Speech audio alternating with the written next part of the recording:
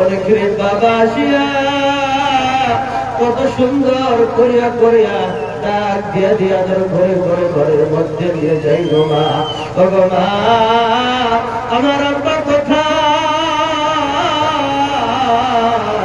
আমার আব্বা কোথায়, আমার যদি একটা ডাক বোঝায় না মোহাম্মদ বলে। এবার মা চোখের পানি ফালাইয়া বলতেছে, বাবা রে, তুমি যখন আমার গর্বের মধ্যে ছিলা ওই সময়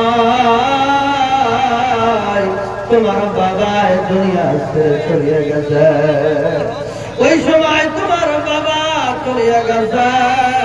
এবার বলতে সময় চলো বাবার কবর দেখার জন্য যাব।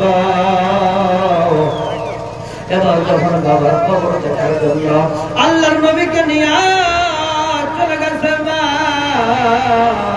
চলে যাওয়ার পর বাবার কবর দেখাইয়া দিছে, ওই যে বাবা যাও তোমার আব্বার কবর, তাহলে এই জায়গার মধ্যে কবরস্থান, কত জনের মা কত জনের বাবা, আরে এই কবরস্থানের মধ্যে শুয়ে রয়েছে। আগের দিন রাত্রে যদি মা যদি মারা গেছে,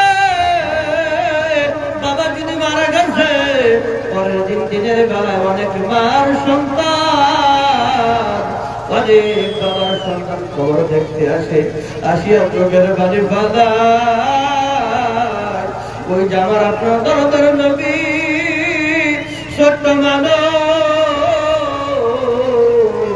বাবার কবর নিকটে গিয়া বাবা বাবা বলিয়া ডাকে, কিন্তু বাবা তো ডাকের সাড়া দেয় না, কারণ তো বাবা চিরদিনের জন্য এই দুনিয়া ছেড়ে চলে গেছে।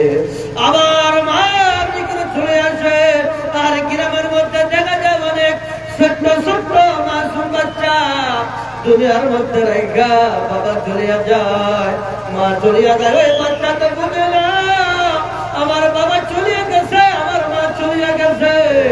বাবার নিকটে গিয়া বাবা বাবা বলিয়া ডাকে, মা মা বলিয়া ডাকে, কিন্তু বাবা তো ডাকের সাড়া দেয় না, মা তো ডাকের সাড়া দেয় না। আমার নবী এইভাবে করে বাবাকে ডাকে, বাবা বাবা, কিন্তু বাবা তো চলে গেছে, মার নিকটে চলে আসে, আবার চলে যায়। একবার যাই দেখে ওনার মা, আমার আপনার দরদের নবীর মা জমিনের মধ্যে পড়িয়া গেছে। জমিনের মধ্যে যখন মা পড়িয়া গেছে, দেখে ওনার মা চিরবিদায় নিয়ে চলিয়া গেছে। আরে আরে,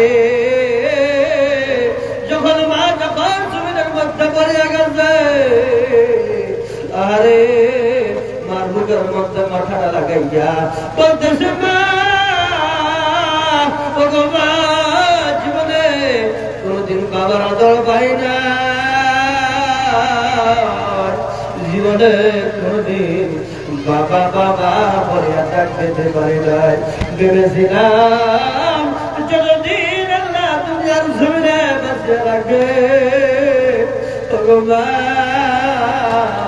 তোমার আদর পাইয়া বড় হব, তোমার আদর পাইয়া মানুষ হব।